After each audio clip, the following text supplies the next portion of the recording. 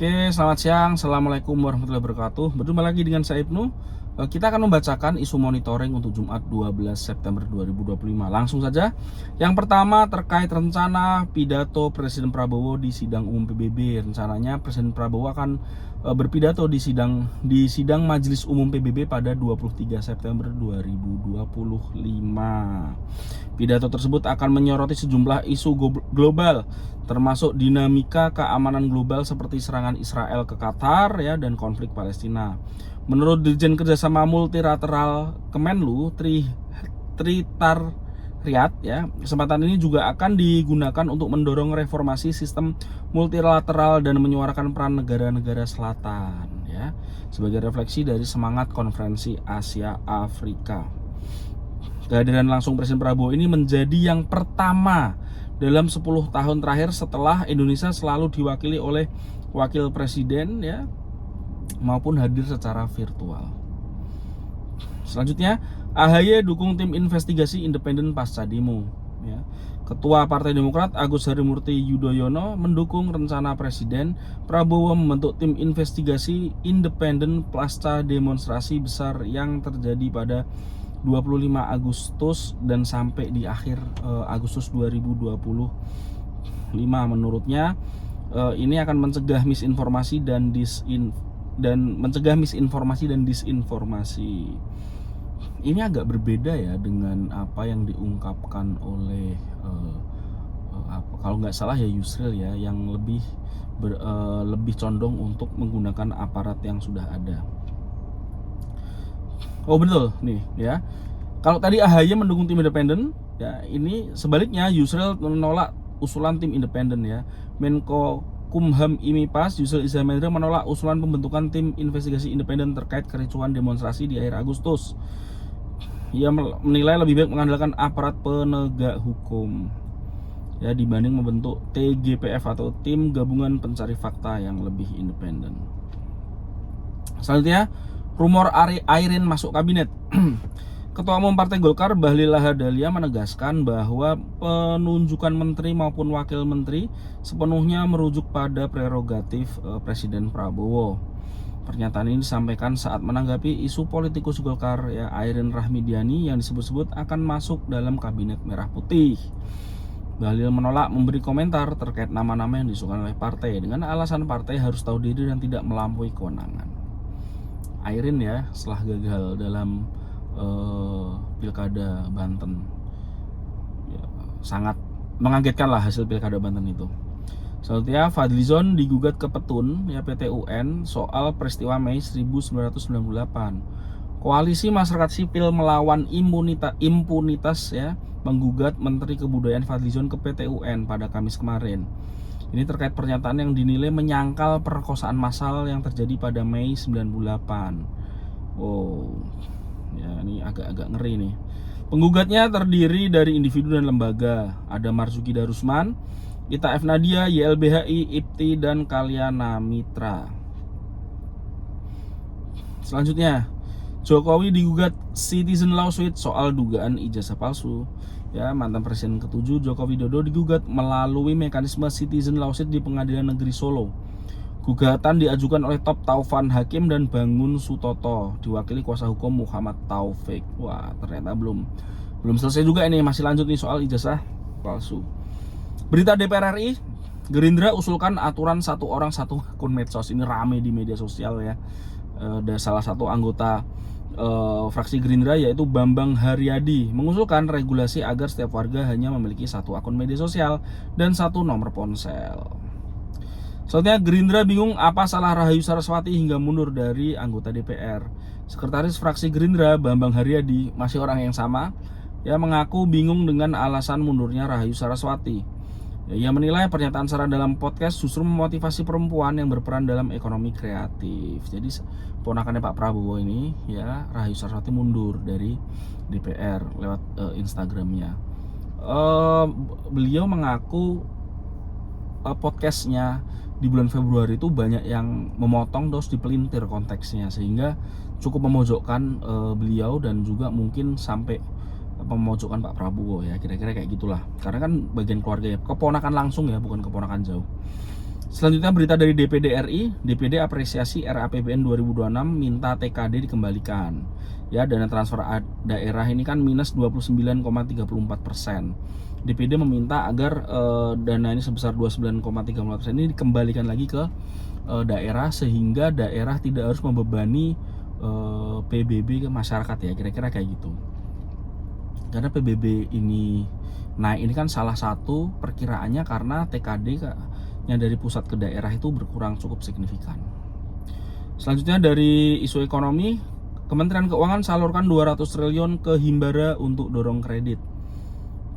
Kementerian Keuangan akan menyalurkan dana pemerintah sebesar 200 triliun dari rekening Bank Indonesia ke 6 Himbara. Ya, Himbara ini yang bank-bank BUMN milik negara ya. Menteri Keuangan Yudi Sadewa menjelaskan dana yang berasal dari saldo anggaran lebih ini akan disalurkan ke Bank Mandiri, BRI, BTN, BNI, BSI dan satu bank syariah lain dengan porsi yang berbeda. Belit ya, resmi diteken oleh Purbaya pada Kamis malam. Ini meningkat ini kebijakan ini membuat IHSG 2 hari terakhir ini naik ya. Belum cukup tajam tapi sudah sentimen positif dari pasar. Tapi perlu dikawal, jangan sampai nanti 200 triliun itu sebagian besar kredit macet. Nah, itu sangat berbahaya. Penurunan suku bunga dan dampaknya. Bank Indonesia telah menurunkan suku bunga acuan atau BI rate ya pada Agustus ini menjadi 5%. Ini adalah level terendah sejak November 2022. Total penurunan BI rate sepanjang 2025 mencapai 100 basis poin, menjadikannya turun 4 kali. Menanggapi hal ini, OJK menyatakan bahwa suku bunga kredit perbankan sudah mulai menurun mengikuti BI rate. Selanjutnya, Pertamina jajaki merger Pelita Air dengan Garuda Indonesia. Direktur Utama Pertamina Simon Alusius Mantiri mengungkapkan pihaknya tengah menjajaki penggabungan maskapai Pelita Air dengan Garuda Indonesia. Selanjutnya dari berita sosial, isu sosial, diduga candi ditemukan di Karanganyar, Pemdes Gumeng lapor ke dinas. Ya, sebuah gundukan yang diduga candi ditemukan di kebun teh Desa Gumeng, Kecamatan Jenawi, Karanganyar, sekitar 1 km dari Candi Cetho. Wah, moga-moga ini nanti beneran candi yang bagus, bisa membuka entah pariwisata atau apalah ya buat masyarakat setempat. Prabowo targetkan 500 sekolah rakyat untuk anak kurang mampu. Presiden Prabowo menargetkan 500 sekolah rakyat di seluruh Indonesia, terutama di kantong-kantong rakyat miskin. Target tersebut akan dicapai secara bertahap dengan pembangunan 100 sekolah setiap tahun. Usai meninjau sekolah rakyat Margaguna Jakarta Selatan, Prabowo menekankan pentingnya intervensi nyata agar anak-anak dari keluarga kurang mampu tidak putus sekolah. Prabowo targetkan 330.000 sekolah dilengkapi Smart TV. Ini untuk mendukung kegiatan belajar. Pada 10 November 2025, sekitar 100.000 sekolah ditargetkan menerima dari total 10.000 yang sudah terpasang. Tahun depan pemerintah menambah 3 layar per sekolah. Saya belum tahu nih secara detail ini nanti Smart TV-nya buat apa kayak gitu ya. Kalau Smart TV itu kan harus ada koneksi internet yang lumayan tuh. Selanjutnya, Nepal cari pemimpin sementara, Susila Karki jadi kandidat kuat. Tentara Nepal melanjutkan perundingan dengan perwakilan demonstran Gen Z untuk menentukan pemimpin presiden setelah Perdana Menteri KP Sharma Oli dan Presiden Ramchandra Paudel mundur. Jadi ini agak ngeri nih ya di Nepal itu. Jadi beberapa hari sebelum terjadi kerusuhan ini, memang Nepal itu hadir di SCO ya dan di parade militernya Tiongkok. Perdana Menterinya langsung yang datang. Jadi saat pulang terus situasi memanas seperti itu ya, itu menurut saya bukan hal kebetulan ya, bukan hal yang kebetulan. Dalam politik itu mahal sekali tuh hal yang kebetulan. Tapi bukan berarti jatuhnya mereka itu ada intervensi asing, kira-kira kayak gitu. Enggak apa namanya, ya itu bisa, tetapi harus ada faktor pendorong di domestik ya. Faktor pendorongnya salah satunya adalah keadaan ekonomi yang buruk di Nepal dan juga keluarga-keluarga pejabat yang suka flexing. Sehingga itu menjadi bumbu yang memudahkan ya, entah itu organ-organ dari dalam, organ-organ dari luar untuk menggulingkan pemerintahan di Nepal. Rentetan serangan Israel di 6 negara. Dalam 3 hari, Israel melancarkan serangan di 6 negara: Palestina, Lebanon, Tunisia, Suriah, Qatar, dan Yaman. Serangan dimulai di Gaza, ya, Palestina melewaskan 150 orang. Ini memang Israel ini padahal mau perundingan damai tapi nggak jadi karena mereka menyerang dan membunuh delegasi Hamas yang ada di Qatar. Memang gila ini. Ya. Selanjutnya Trump tegur Netanyahu soal serangan Israel ke Qatar. Presiden AS Donald Trump dilaporkan menegur aja ya. Perdana Menteri Israel Benjamin Netanyahu usai militer Israel menyerang Hamas di Doha, Qatar. Menurut Wall Street Journal, Trump menyebut keputusan itu tidak bijaksana karena menyerang di wilayah sekutu utama Amerika. Netanyahu berdalih serangan harus dilakukan karena waktunya sempit. Nggak bisa ngapa-ngapain ya Amerika ya. FBI lacak pelaku penembakan Charlie Kirk. FBI memburu pelaku penembakan dan sekaligus influencer sekaligus pendukung Presiden AS Donald Trump, Charlie Kirk, yang tewas saat menjadi pembicara di Universitas Utah Valley Rabu kemarin. Pihak FBI Robert Bowles mengungkapkan pihaknya telah menemukan senapan bolt action berkekuatan tinggi yang diduga digunakan pelaku. Jadi nembak itu langsung ke leher ya. Jago lah itu. Karena nembaknya nggak dari jarak dekat ya, kayaknya dari jaraknya cukup jauh. Oke, yang trending di media sosial yaitu Charlie Kirk yang menjadi korban penembakan ya, itu viral sekali. Jadi Charlie Kirk ini aktivis sayap kanan Amerika, pendukung sejati Donald Trump, dan dia itu anti Palestina banyak sekali.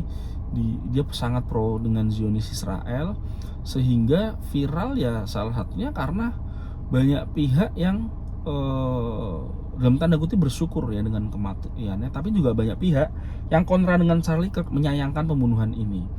Sehingga ini kan di Amerika akan muncul situasi anti Islam, bisa jadi anti gerakan kiri ya, anti imigran lebih besar karena pelakunya pasti dinisbatkan oleh orang-orang yang kontra dengan Trump, orang-orang yang kontra dengan Israel.